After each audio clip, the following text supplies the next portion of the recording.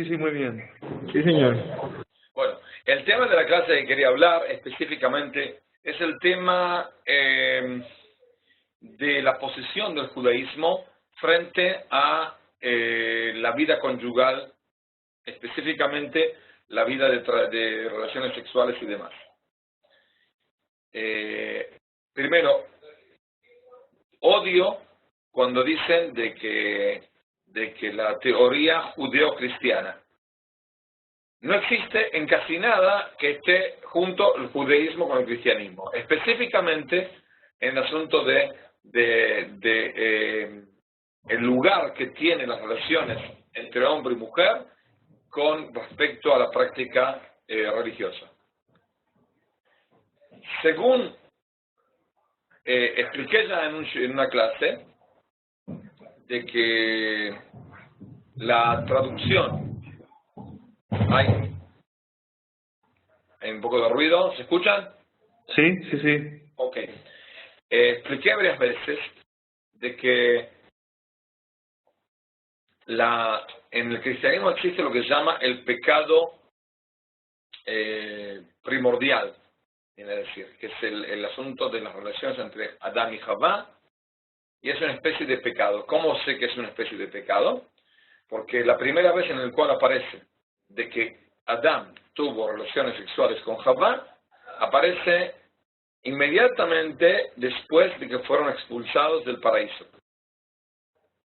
Si se fijan en el libro de Bereshit, inmediatamente que Dios expulsó a Adán y Javá del paraíso por pecar, ahí aparece de que Adán tuvo relaciones sexuales y salió de él Caín, el primer hijo. El pequeñísimo problema es que ya el más grande comentarista de la Biblia, se llamaba Rashi, él ya explicó de que una clave, es una clave que aparece en toda la Biblia. En toda la Biblia, por lo general, siempre, primero está el verbo y después la persona. Es decir, comió David. No dice David comió. Hoy en día se dice David comió. En la Biblia siempre se dice comió David. Siempre se adelanta el verbo a la persona. Entonces, ¿qué pasa cuando aparece la persona antes del verbo? Dice Rashi de que es como en inglés past perfect. O en francés también es, ¿cómo se dice? Passé composé. Passé composé. ¿No? Passé composé. Pasado compuesto. ¿Qué significa pasado compuesto? Significa de que lo que está escrito acá ya era anterior. Es decir, así era. Si yo en la Biblia, como dijimos en la Biblia, tiene que decir comió David. Si está escrito David comió, quiere decir de que cuando empezó a comer, no cuando está escrito, sino mucho antes. Que si la costumbre de David, viene a decir, mi costumbre es comer. Cuando empecé a comer, no ahora cuando te cuento, sino cuando anteriormente, no está escrito cuándo. Entonces dice Rashi así,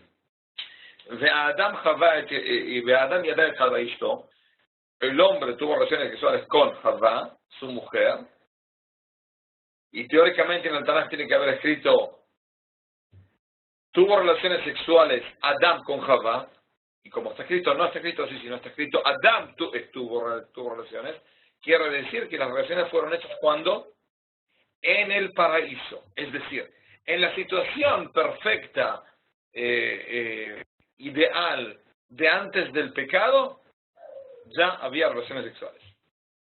Quiere decir que las relaciones sexuales no son, ¿cómo se puede explicar? Consecuencia del pecado, y por lo mismo parte esencial del pecado, sino es ya anterior. Antes de ver el pecado, ya había relaciones sexuales. Quiere decir que es algo parte del mundo ideal. Es decir, idealmente hay que tener relaciones sexuales. Esa diferencia es una diferencia totalmente abismal. Para que tengan una idea, en las primeras 2, 3 generaciones de cristianismo, Hubo gente que aceptó el cristianismo y como para demostrar lo fiel y el entrego a la fe cristiana, hubo algunos que otros que se castraron. Es inconcebible, pero era así. Es algo sabido. Es decir, Pablo mismo dijo de que si se pudiera obviar ese miembro para no tener relaciones sexuales sería mucho mejor. Es decir, la idea cristiana, a través de una mala interpretación de la Biblia, llegó a una consecuencia que la consecuencia es totalmente errónea. No tiene nada que ver con la Biblia, no tiene nada que ver con lo que Dios programó en este mundo.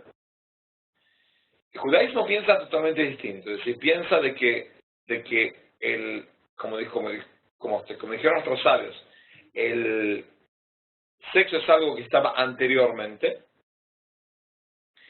es parte del programa divino, no nada más del programa divino de tener familia, no, es parte del programa divino de la unión entre un hombre y una mujer.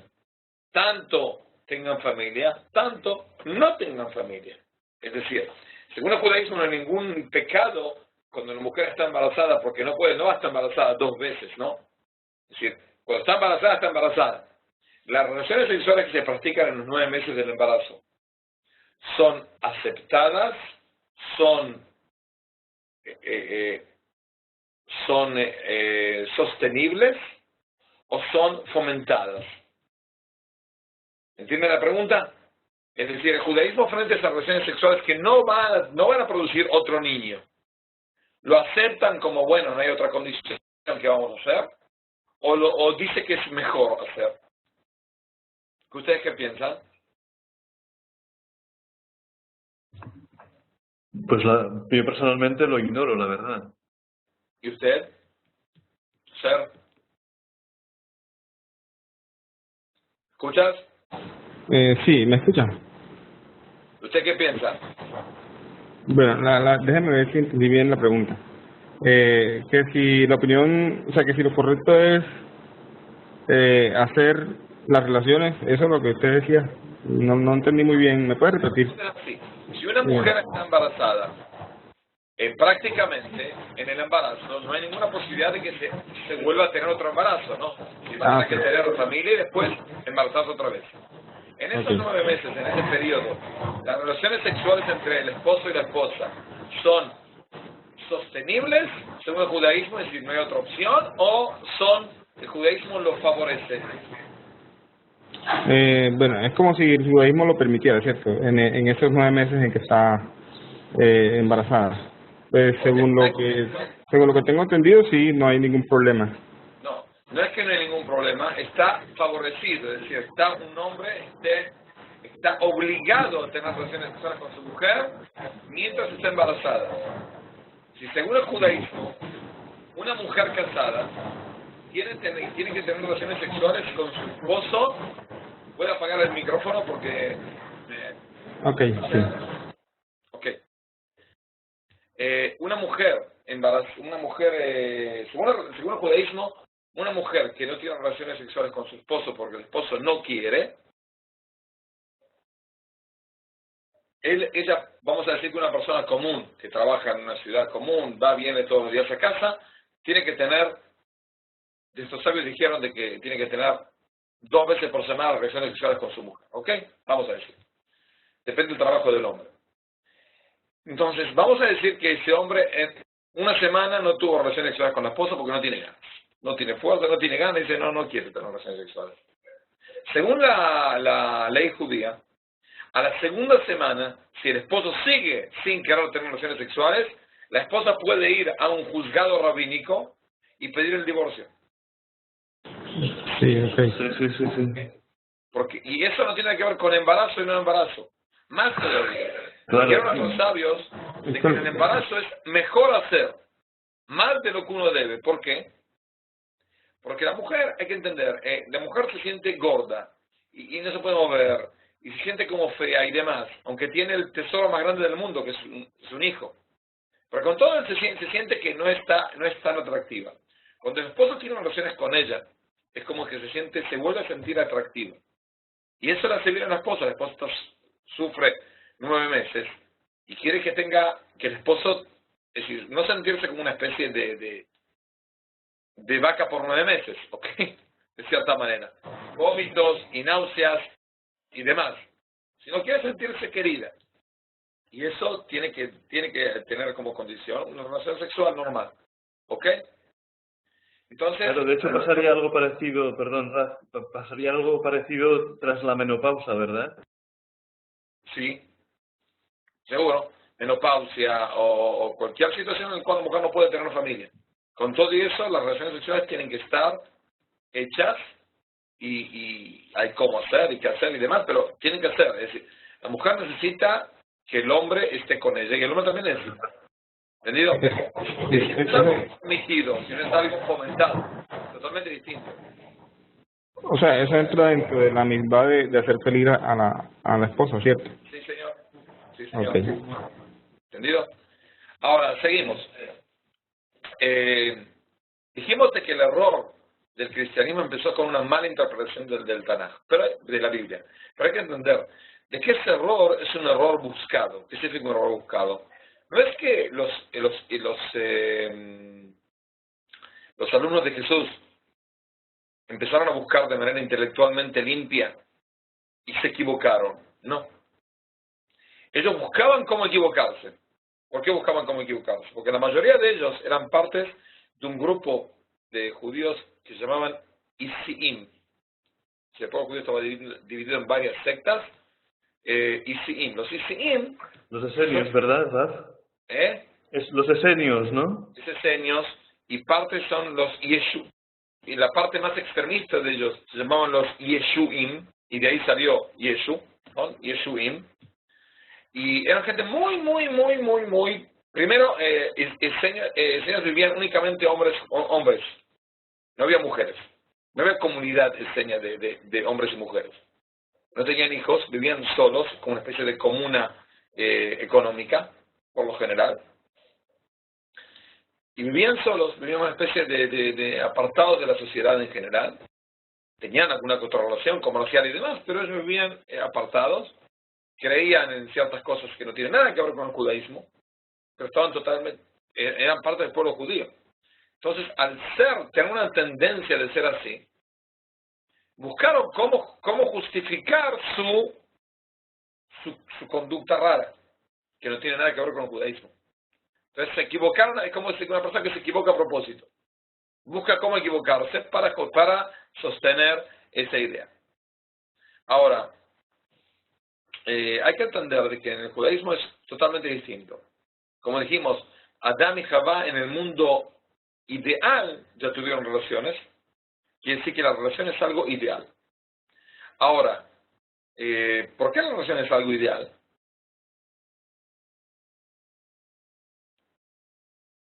Había un filósofo alemán, llamado Schopenhauer. ¿Escucharon de él? Sí, señor, un poco. Sí, por supuesto. Bueno, Schopenhauer era un tipo totalmente depresivo. Él dijo así: Dios es un perverso que quiere ver sufrir a la gente.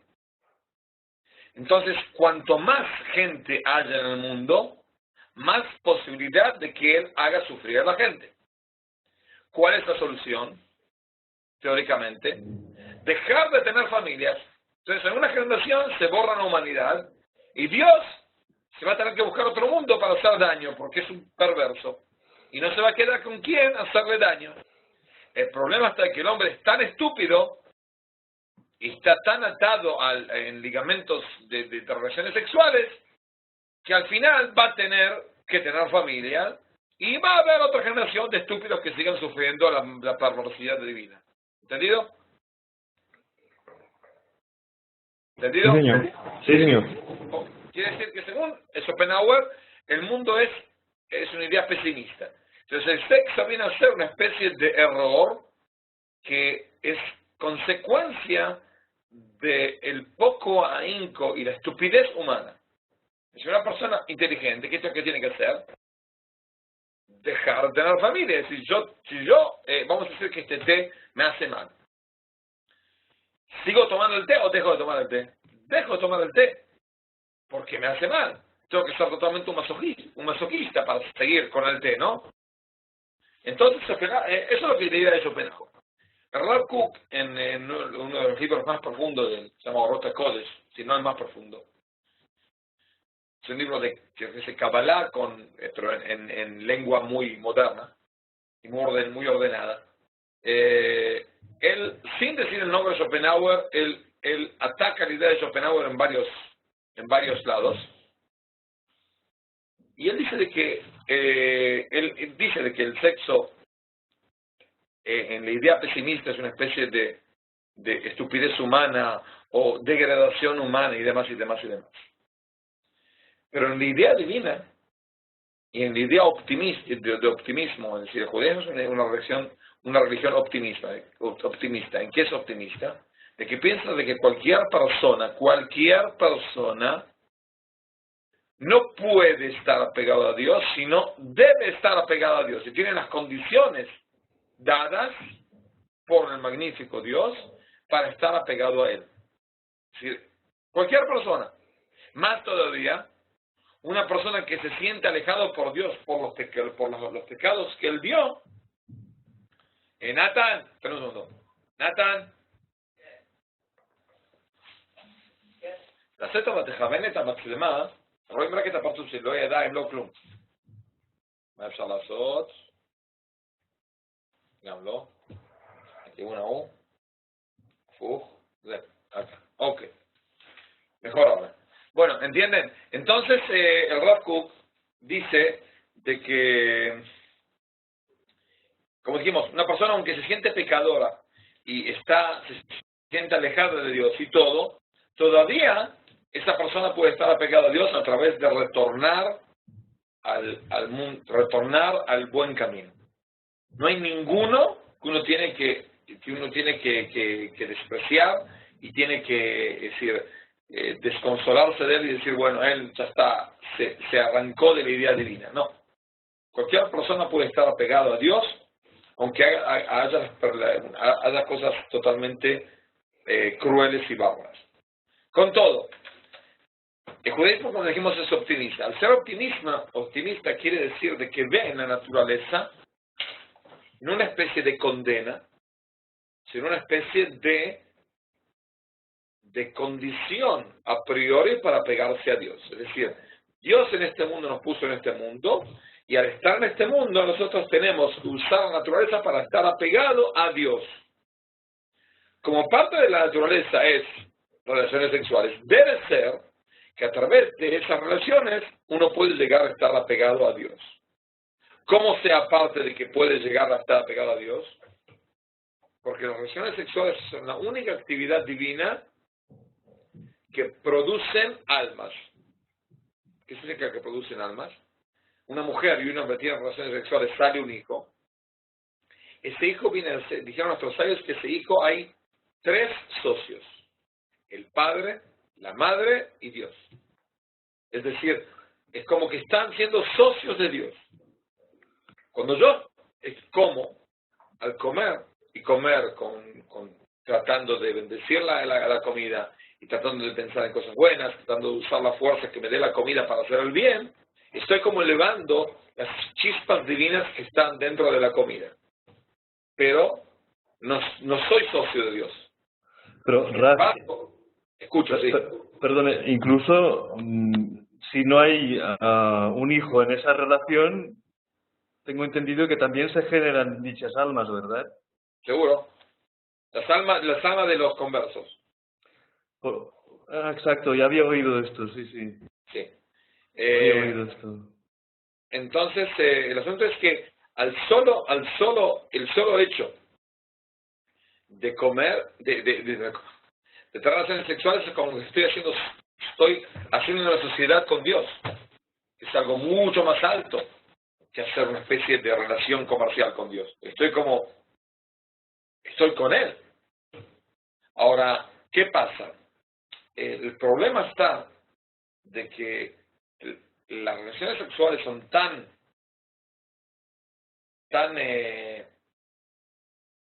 atan al hombre, que pueden provocar, y es lo que por lo general pasa, una especie de degradación humana. ¿En qué degradación? La persona se degrada cuando piensa en el sexo alejado del amor. Es decir, está el amor y está el sexo. No tiene nada que ver una con la otra. Una cosa es con la otra. Ese es el problema, especialmente en esta época. ¿Por qué? Porque en esta época más que siempre fue. Desde la creación del mundo fue así. De que hay gente de que no entiende la diferencia entre la tendencia sexual y el amor. Hasta tanto de que en inglés se dice make a love, hacer el amor. No tiene nada que ver con hacer el amor. La mayoría de la gente que hace el amor, discúlpeme, no tiene nada que ver con el amor. ¿Ok? Tiene deseos. ¿Ok? No es amor. Con todo eso, esa degradación sexual, sea como sea, también trae hijos. Pero la intención del padre y la madre es no elevarse, sino degradarse. Es decir, lo que decía Freud, dijo Freud, de que el sexo viene a ser todas las actividades de la persona, cada cosa que hace la persona, es una especie de Sublimación, sí, sí. Sublimación del sexo. Él es un poco extremista, pero no importa. Por ejemplo, el alumno de él, Adler, dijo de que cada acción de la persona está condicionada no por el sexo, sino por el poder. El poder, ¿cómo se puede decir? El poder dominar, el poder de gobernar. Una persona todo lo que hace piensa en cómo adelantar, ¿para qué? No para ser mejor, sino para gobernar a alguien. Ser más. El deseo de ser más. Como sea, las discusiones entre Freud, el judío, y Adler, el no judío, importan un pepino. Los dos tienen razón. El Rav Kook dijo exactamente, más o menos lo mismo como Freud. La diferencia abismal, pero totalmente abismal, que hay entre lo que dice el Rav Kook sobre el sexo y lo que dice Freud del sexo, es que según Freud, el camino es de arriba para abajo. ¿Qué significa de arriba para abajo? Es decir, el sexo provoca a la persona, la sublimización sexual provoca a la persona todas las actividades que él hace. Y eso le provoca, no lo eleva al hombre, sino el sexo lo degrada, porque al subliminar el sexo, trato de gobernar y trato de ganar dinero y trato de hacer cosas y puedo hacer cualquier barbaridad para conseguir el sexo. Eso es lo que tiene una persona metida en la cabeza según el subconsciente, según Freud. ¿Ok? Es decir, el sexo degrada. Es parte de la degradación humana y así se vive en este mundo. Es decir, el mundo no es y según el Rav Kook es totalmente distinto. La naturaleza, que parte de sus actividades es también la actividad sexual, no nada más el interés, sino vía la naturaleza uno sube arriba, uno no baja abajo. Si uno tiene que usar todo lo que es en este mundo, incluido relaciones sexuales, para estar apegado a Dios y arriba. ¿Entienden? La diferencia es totalmente abismal. Los dos dicen lo mismo. Los dos dicen de que el sexo es algo que provoca muchísimas de las cantidades de las cosas que una persona hace durante el día, tanto sea consciente en ellas, tanto sea inconsciente. No hay ningún problema. El problema está en dónde llega. De dónde empieza, dónde se termina. Según Freud, todo lo que uno hace es para terminar el sexo. Según el Rav Kook, el sexo provoca a la persona a subirse más adelante, más arriba. No degradarse. Pero la diferencia es totalmente abismal. ¿Entendido? Sí, señor. Ok. Seguimos. Hasta tanto el judaísmo entiende de que el sexo no es una especie de ¿cómo se dice?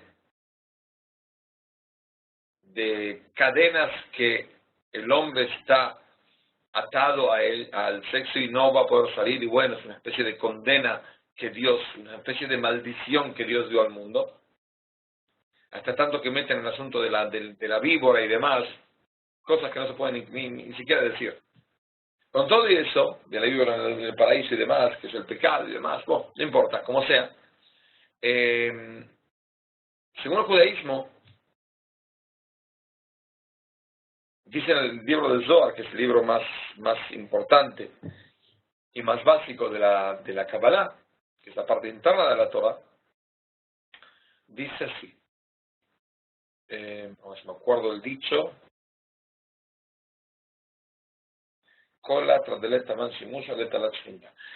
todo lugar donde no hay relaciones sexuales, no hay presencia divina. Es algo totalmente 180 grados al revés del Evangelio.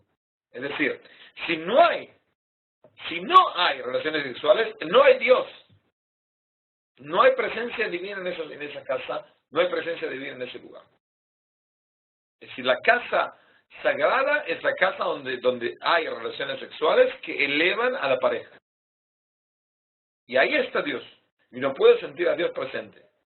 Y cuanto más uno trata de elevarse vía específicamente relaciones sexuales, más la presencia de Dios va a estar en esa casa. No estamos hablando de cantidades de relaciones sexuales, estamos hablando de calidad de relaciones sexuales. El pensamiento puro, el amor incondicionado, la entrega a la pareja, lo antes del sexo y después del sexo y lo demás. Eso provoca la presencia divina. Es decir, cuanto más el hombre y la mujer se sienten unidos en su alma y en su cuerpo, Dios más se está como presentando y estando en esa casa y en ese lugar. Es algo totalmente puede ser medio revolucionario, pero así es en la base del judaísmo. El libro más santo del judaísmo, más profundo del judaísmo, lo más profundo de la Kabbalah, así está escrito y está escrito decenas de lados. Sí, este es una especie de refrán muy extremista, pero así es. Si la presencia divina está condicionada por eso, si no hay eso, no hay presencia divina. ¿Entendido? Claro, si está hablando de parejas de que él tiene 119 años y la esposa es una jovencita de 118. Por ahí le va a costar un poco más. Digo, no sé. Pero el amor es algo totalmente condicionado también por eso. El amor no tiene que ser un amor aplatónico. Tiene que ser un amor aplatónico, pero tiene que estar basado también en contacto físico. Y no es que Dios se equivocó y puso la parte que más ata el hombre y la mujer en los miembros genitales. Lo podía poner en otro lado, en la oreja. ¿Ok? Pero no. Lo puso en eso para decirte que vía ese lugar, uno puede llegar a sentir el amor y trasladar amor al prójimo, al esposo. No a la esposa del otro, a la esposa de uno mismo. ¿Ok? ¿Entendido? Sí, señor. Sí, ¿verdad? Ok. A través al entender eso, se pueden entender varias cosas que tienen que ver con leyes judías, que tienen que ver con lo, como dije, de que una persona que no tiene relaciones sexuales, la esposa puede pedir divorciarse y el esposo tiene que pagar la indemnización por no cumplir con su ¿cómo se dice? Con sus obligaciones como esposo y demás. Ahora, el problema con otro problema que está en esta generación, hace las 2 generaciones, 3 generaciones, el asunto de que hasta hace 3 generaciones la gente tenía menos práctica sexual por el asunto de que no había un anticonceptivo que funcionaba bien.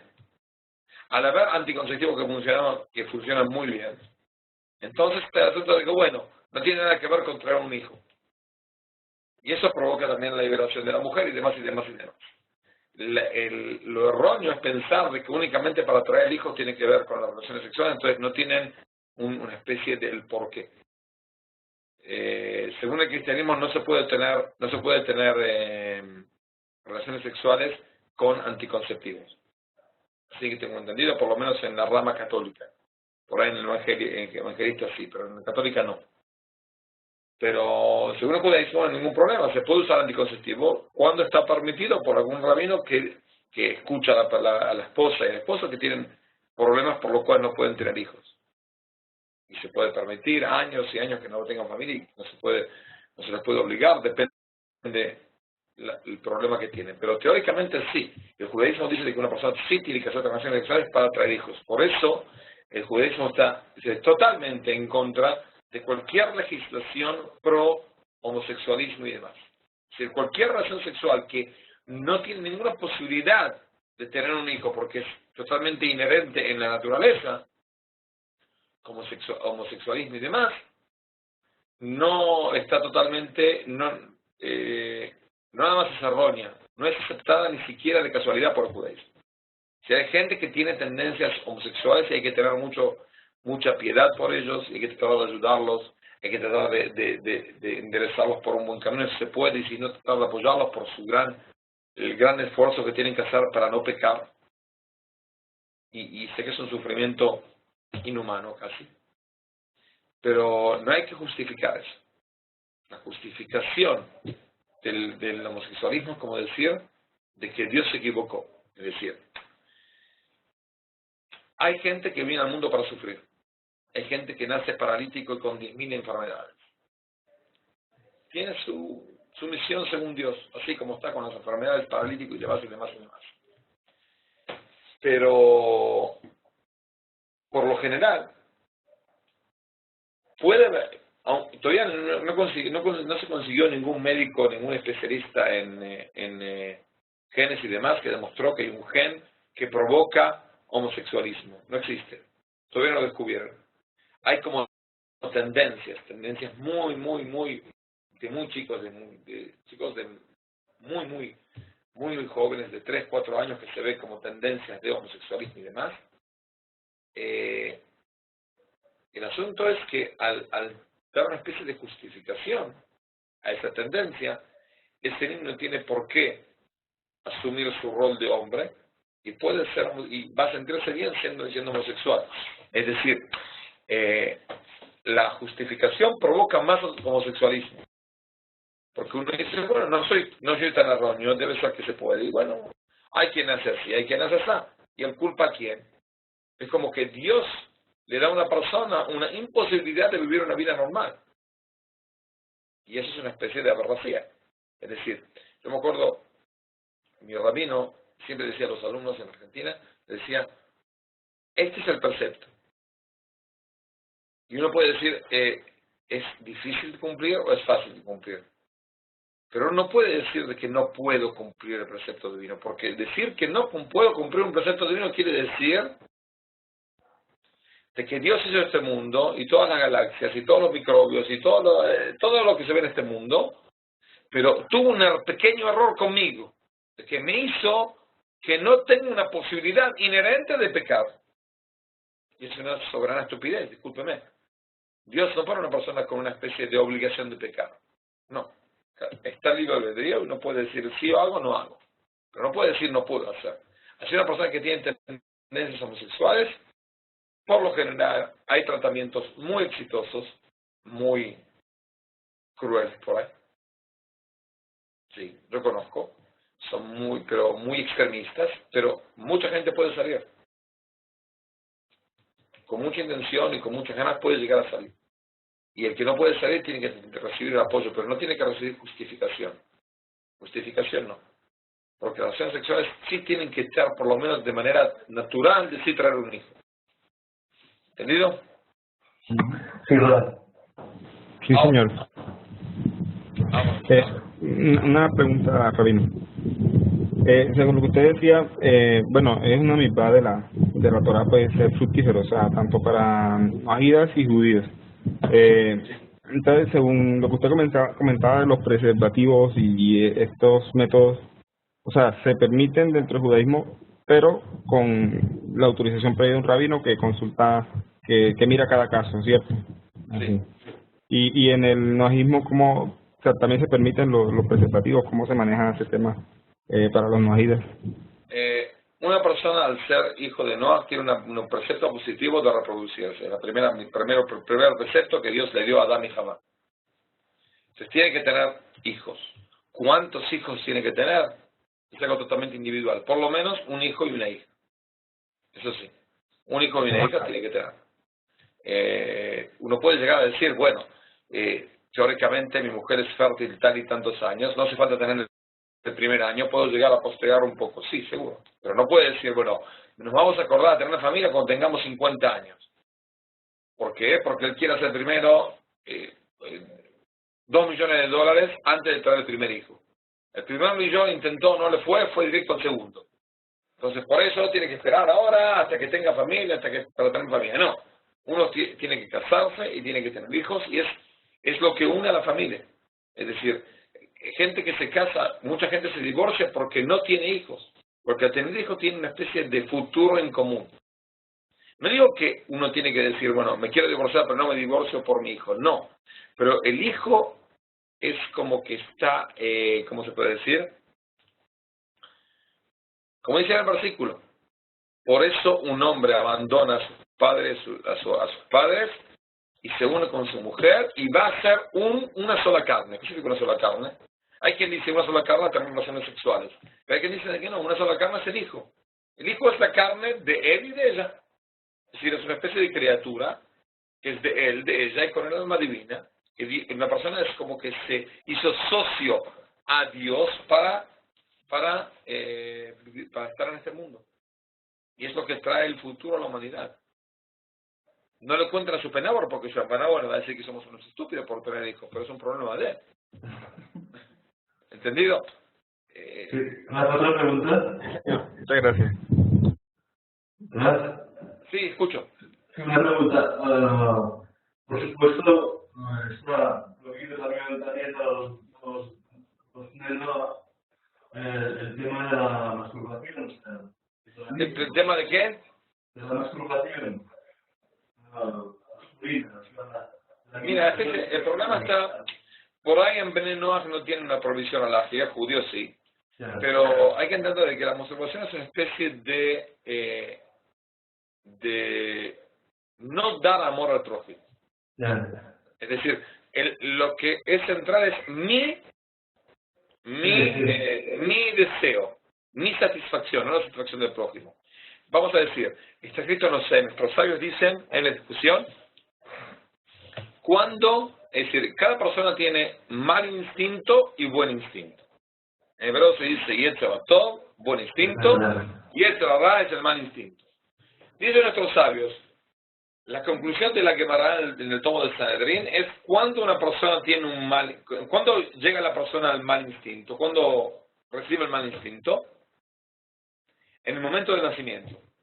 En el momento del nacimiento, es decir, un bebé es un pedazo de mal instinto.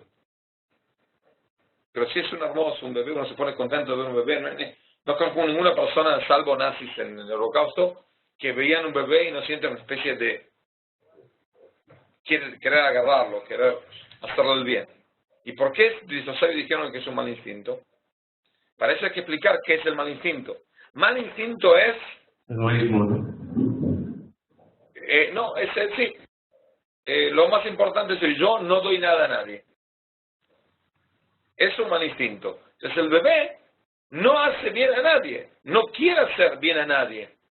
A él le gusta que le hagan a él el bien. A él le importa un pepino si los padres quieren dormir a las 2 de la mañana.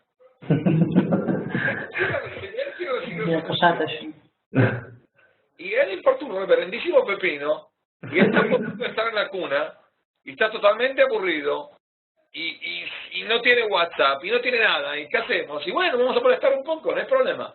O quiere ahora comer y él va a comer y que se muera el mundo. Y los padres están ahí, no pueden ni abrir los ojos, pero tienen que calentarle ¿cómo se dice? La mamadera o darle de mamá. El biberón. Muertos, pero tienen que llegar y a él le importa un pepino.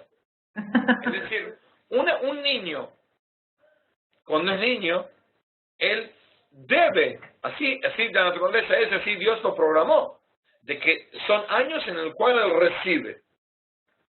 Dice otros sabios, ¿cuándo viene el buen instinto? A los 12 años en la mujer y a los 13 años en el hombre.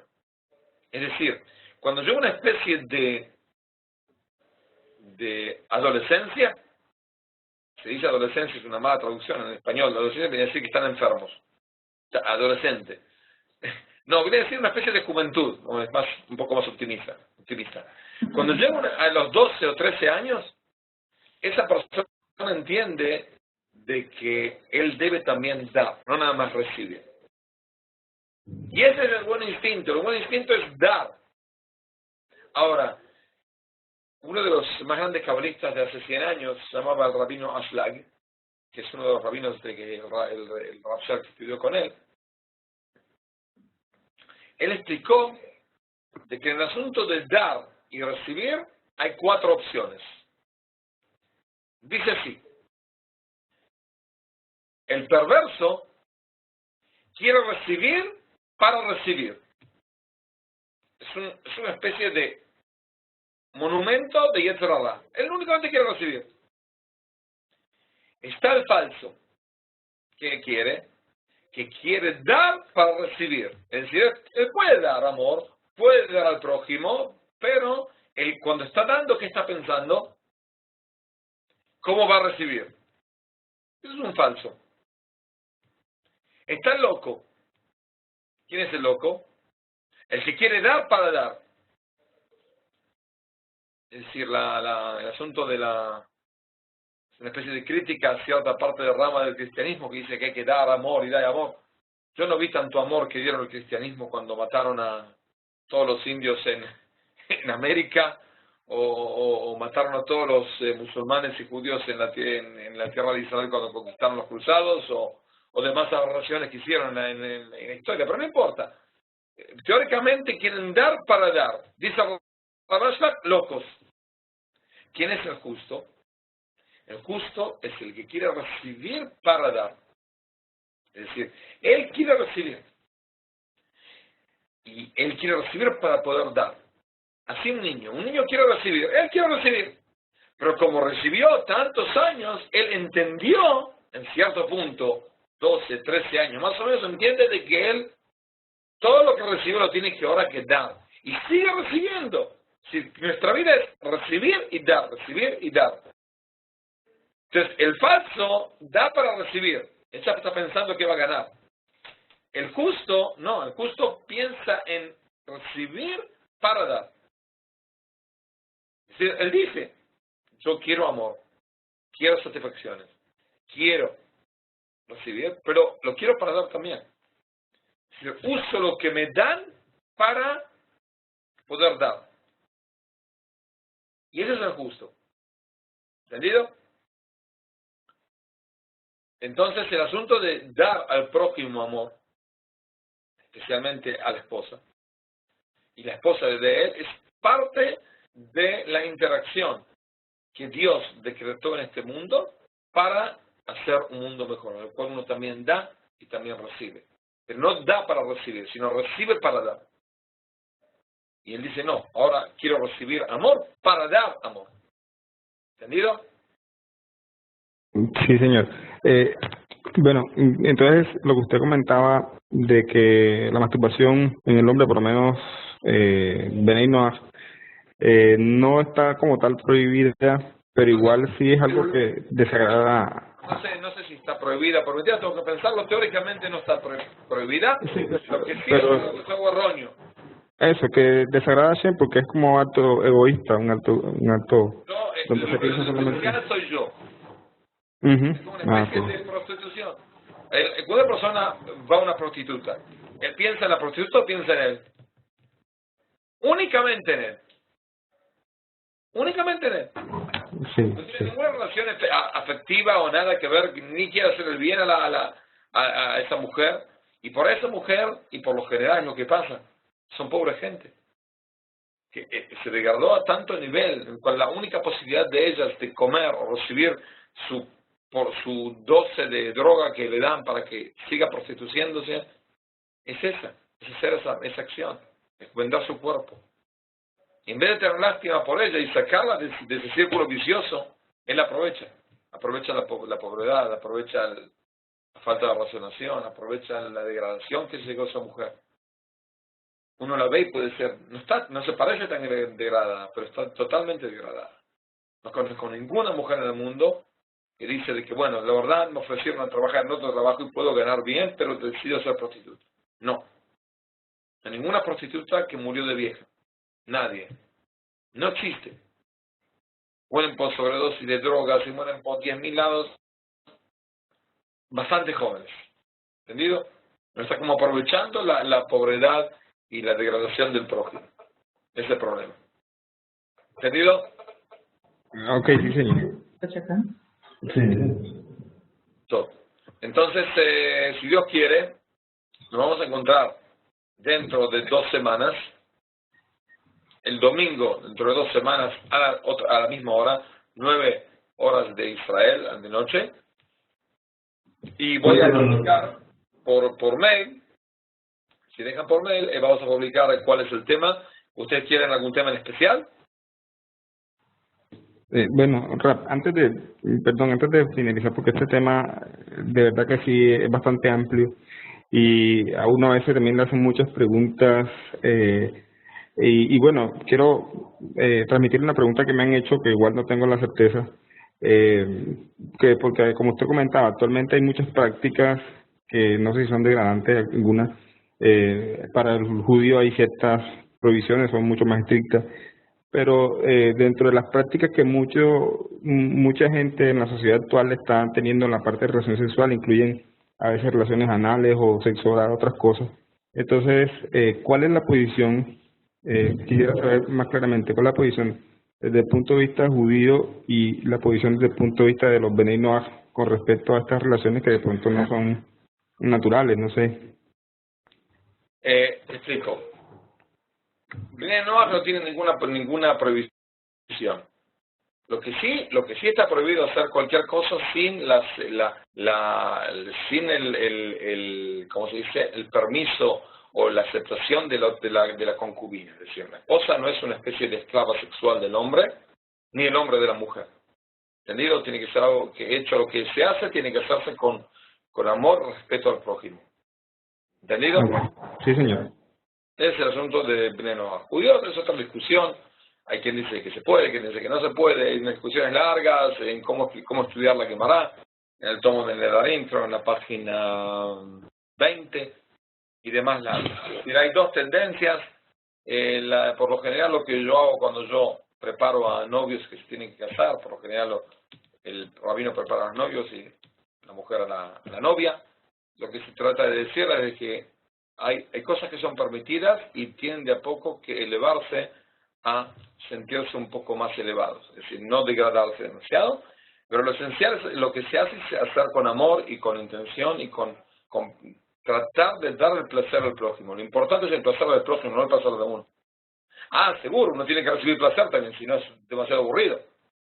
Pero con todo eso, el pensamiento de la persona no es cómo yo satisfacerme, sino cómo hacer satisfacer al otro. ¿Entendido? Sí, señor. ¿Tienen algún tema, como dijimos, para dentro de 2 semanas? Muy bien. Muchas gracias, Raz. ¿Quieren hablar de algún tema en especial?